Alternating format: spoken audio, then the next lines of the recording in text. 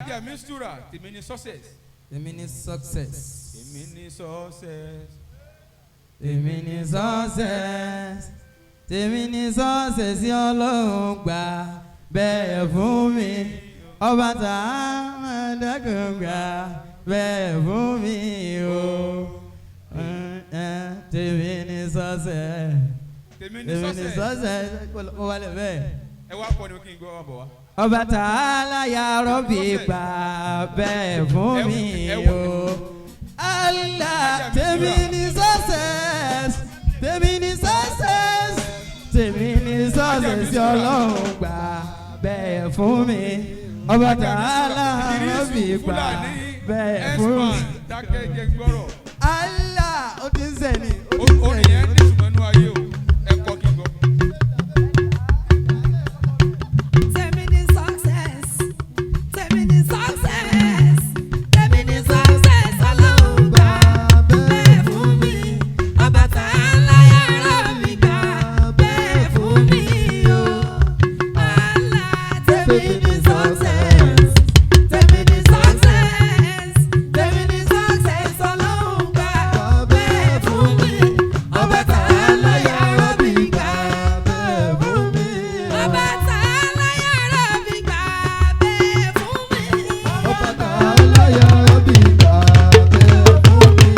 Ọba Tàálà ya Rọ́bì gbà bẹ́ẹ̀ fún mi. Ọba Tàálà ya Rọ́bì gbà Sọ̀rọ̀ ní wọ́n kí n tún mú. Ọba Tàálà ya Rọ́bì gbà bẹ́ẹ̀ fún ẹ.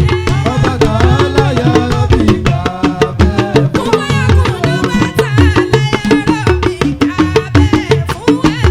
Ọba Tàálà ya Rọ́bì gbà bẹ́ẹ̀ fún ẹ. Mo wáyà nílé àfàwà, nílé àfàwà, nílé àfàwà.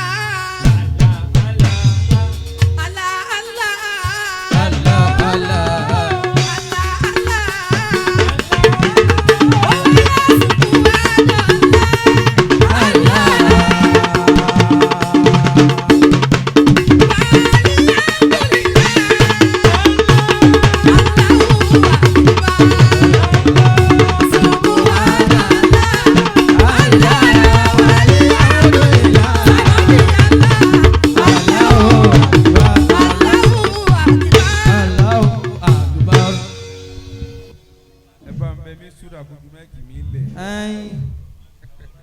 Ọlọ́run ní jẹ́ ẹ jábọ́. Amina. Alibarika la Muhammad lọ́dọ̀ ọ̀lẹ́. Sallallahu alayhi wa sallam. Àfa wa àgbàjẹ́ túmọ̀ bí al-imam. Al-imamu ajé bolobolo la hadam Sha Allahu. torí tọ́lọ́hún kájọ kó padà ayọ̀dá yín. ajé mi sọ̀rọ̀ ló ń dá mi dúró gòbédà Obe. omi ló ń lò afahamadi ní bóun bá ń kọ ìtàn tó wọn báyìí tí ì kọ tán yín ó ní part 1 part 2 Allah. Patri. kò ní ìdìbò ní part 3 àkọ́kọ́ nínú àwọn first list lẹ́gbẹ̀dọ̀ wà La ilaha illallah. nínú part 1 lẹ́wẹ̀ àwọn kan wà part 30 náà wà Ayin. àmẹ́yìn part 1 lẹ́wà La ilaha illallah. series 1 lẹ́wà ọlọ́run dákun má jẹ́ máa padà sí ibú Amina. kò torí ọlọ́run ẹ ṣe. Amin. níjókòó lẹ́wà yìí gòbé àwọn tèmi nìyẹn má ti dé kó Wọ́n ń bọ̀ ọkàn wa ti balẹ̀. gòbé